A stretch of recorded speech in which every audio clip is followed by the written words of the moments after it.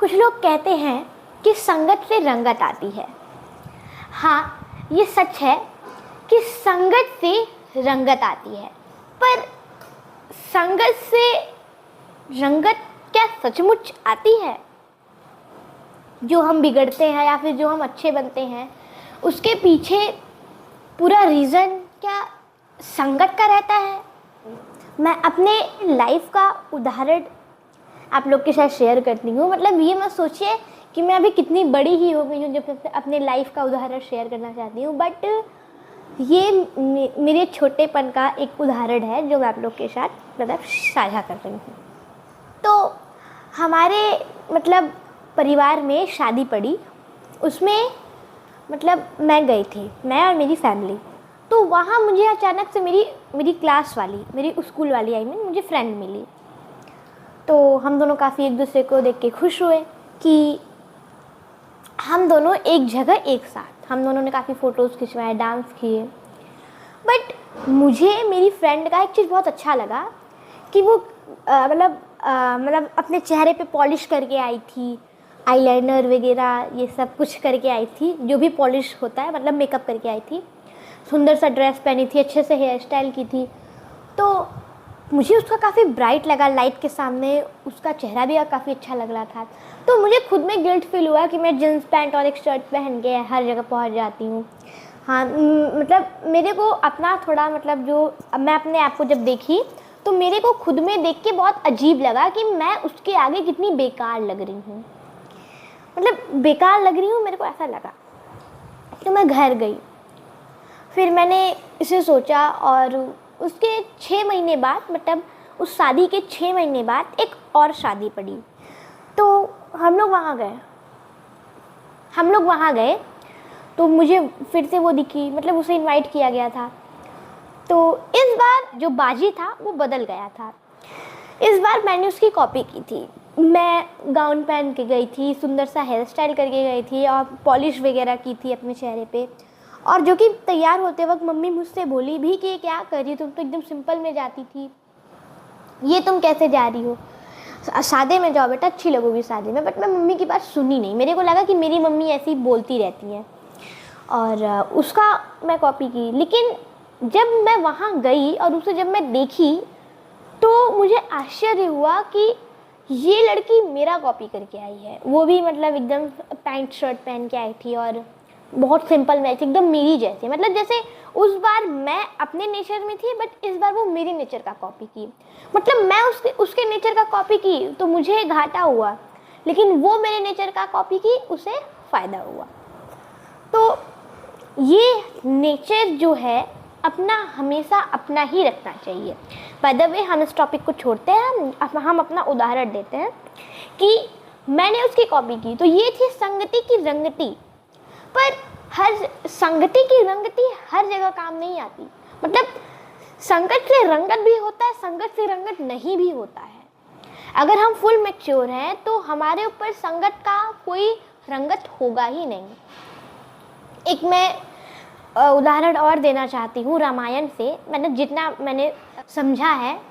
तो आपने देखा होगा जब माता सीता को रावण अपनी लंका में ले गया, वो जिस भी पेड़ के नीचे बैठी थी वहाँ पे रावण, कितने सारे राक्षस, मतलब ढेर सारे राक्षस थे।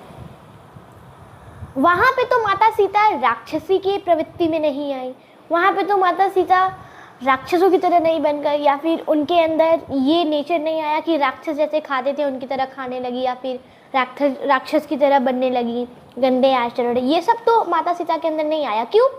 क्योंकि उनके विचार अलग थे, उनका सोचने समझने का तरीका अलग था। वो अच्छी थी, वो धर्म के ट्रैक पे चलती थी, मतलब वो धर्म पे थी, इसलिए उनके ऊपर कोई भी संगत का रंगत नहीं हुआ।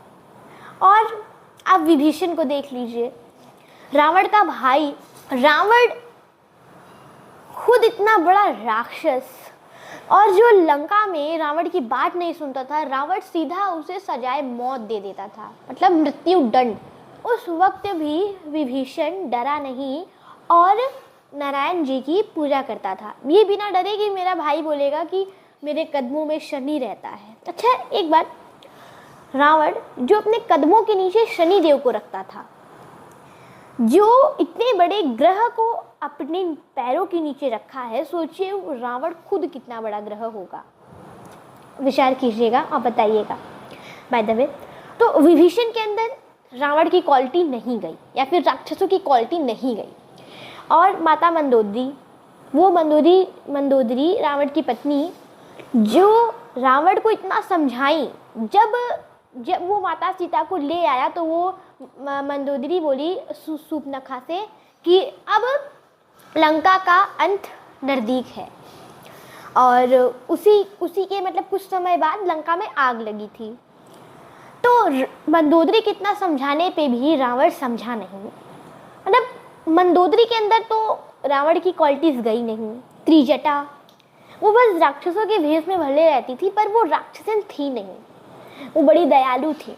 तो आप देख सकते हैं, एक जगह मेरा और मेरी फ्रेंड जिसमें संगति की रंगति गई, उस वक्त मैंने अपनी सोच को लगाम दिया, उस वक्त मैंने उसकी कॉपी की, ये मेरी गलती। और उसी तरफ आपने रामायण का जीता जाता एग्जाम्पल लिया कि माता सीता, मंदोदरी, विभीषण और त्रिजटा, आप इन 4 लोगों को देखिए, इनके ऊपर कोई संगति का प्रभाव नहीं गया। क्यों? क्योंकि उनके विचार वो फुल मैच्योर थे। तो जब आपके विचार स्ट्रॉन्ग रहेंगे तब आपके ऊपर संगत का रंगत आ ही नहीं सकता। तो जब भी कोई आपसे बोले ना कि संगति का रंगती होता है, जैसी संगत में रहोगे वैसी रंगत आएगी, तो बोल देना कि हाँ बट नहीं भी। नहीं इसलिए रामायण से अपने फुल मैच्योर होने का, और हाँ भी मेरे तरफ से।